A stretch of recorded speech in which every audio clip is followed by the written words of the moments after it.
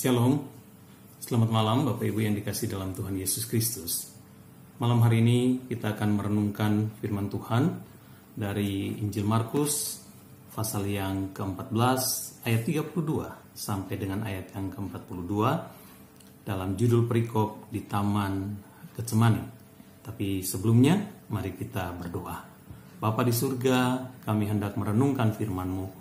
Kami rindu Engkau berbicara kepada kami secara pribadi, lepas pribadi, menyatakan kehendak-Mu bagi kami, supaya apa yang kami alami dalam hidup kami, apa yang kami rasa takutkan dalam hidup kami akan juga menghadapinya dalam ketekunan berdoa, sebagaimana yang dicontohkan oleh anak-Mu, Yesus Kristus.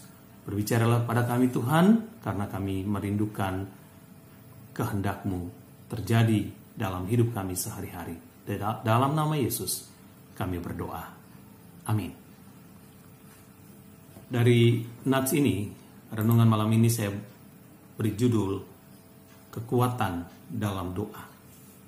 Saudara yang kasih dalam Tuhan, sebagaimana kita tahu, dalam merayakan minggu-minggu menjelang Paskah ini, bahwa salah satu babak dari kisah Yesus sebelum ia ditangkap dan disalibkan adalah pergumulannya di Taman Getsemani. Ketiga penulis Injil, Matius, Markus, dan Lukas, mengisahkan tentang peristiwa ini. Hal ini menunjukkan bahwa peristiwa ini menjadi sesuatu yang sangat penting dalam perjalanan Yesus di minggu-minggu terakhir kehidupannya di dunia ini.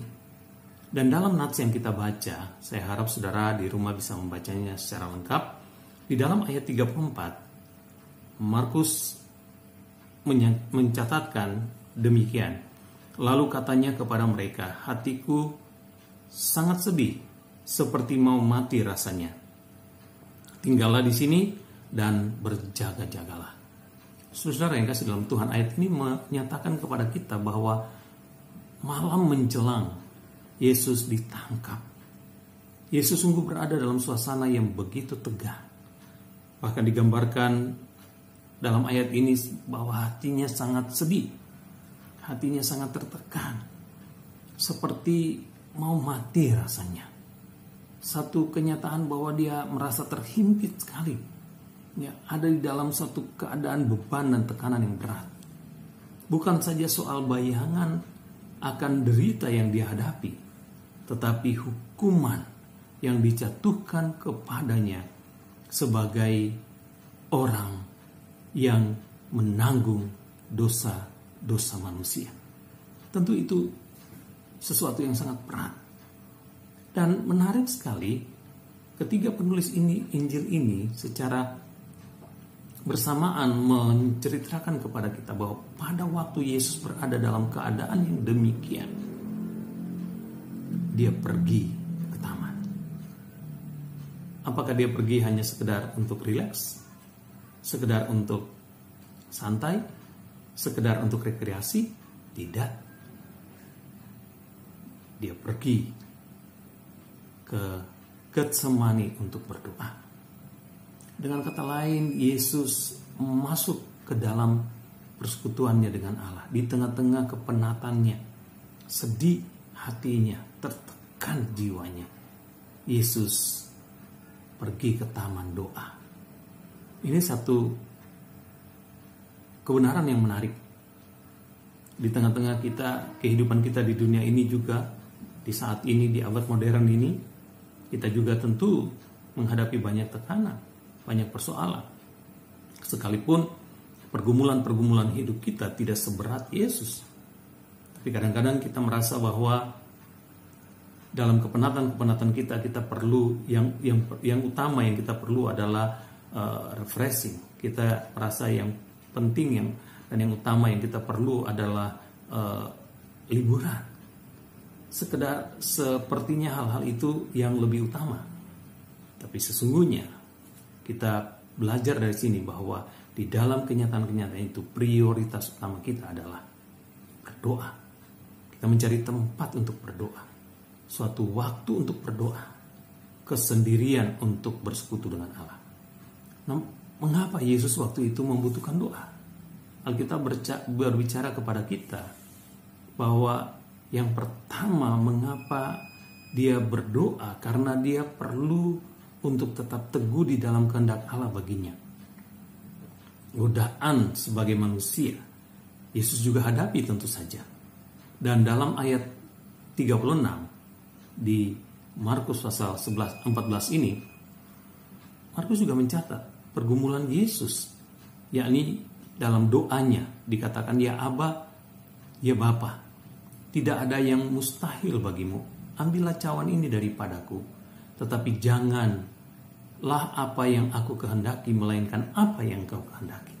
Saudara yang kasih dalam Tuhan, jelas sekali Yesus dalam doa ini juga mengungkapkan kehendaknya. Jika mungkin, jika itu ada dalam kemungkinan Allah, dia juga menghendaki dia terluput dari derita, dia terluput dari beban yang berat. Tetapi sebagai anak Allah, dia tahu bahwa dia perlu untuk terus-menerus ada dalam rancangan Allah baginya. Dan itu sebabnya dia berdoa. Pada waktu dia ada dalam kesedihan hati dan tertekan yang luar biasa, digambarkan oleh Lukas bahkan sampai peluhnya menetes seperti darah di atas tanah. Ketakutan yang luar biasa dihadapi, tekanan yang hebat dia alami. Tetapi saudara yang kasih dalam Tuhan, bagi Yesus dia perlu berdoa supaya menghadapi kekalutan-kekalutan dalam hidup ini, dia tidak salah melangkah, tidak salah jalan, tetapi dia tetap berada dalam kehendak Allah baginya. Dia tetap melakukan dan mewujudkan kehendak Allah baginya. Dia tetap setia di jalan Allah. Nah saudara, ini satu kebenaran yang perlu kita juga jalani bersama-sama. Pada waktu kita ada dalam pergumulan, saudara ada dalam ketakutan-ketakutan akan masa depan saudara, pergumulan-pergumulan hidup yang berat dengan segala dinamika kesulitan di tengah-tengah pandemi ini, maka saudara perlu terus-menerus masuk ke dalam taman doa saudara untuk tetap mendapatkan keyakinan untuk berada di dalam kehendak Allah. Bukan kehendak kita, tetapi dalam kehendak Allah. Yang kedua, kita lihat mengapa Yesus berdoa. Mengapa dia perlu berdoa, perlu ada di taman doa itu. Karena Yesus mengajarkan kepada kita, dalam doa itulah kita akan mendapatkan kekuatan untuk menghadapi berbagai pergumulan hidup. Ketika Yesus sedang berdoa, dalam ayat 38 dikatakan, dan dia kembali, dia mendapati bahwa murid-murid sedang tertidur. Dan karena itu dia berkata kepada mereka, berjaga-jagalah dan berdoalah supaya kamu jangan jatuh ke dalam pencobaan. Roh memang penurut, tetapi daging lemah. Yesus mengingatkan Simon Petrus dan teman-temannya bahwa mereka perlu berdoa. Karena doa itu adalah kekuatan. Daging lemah.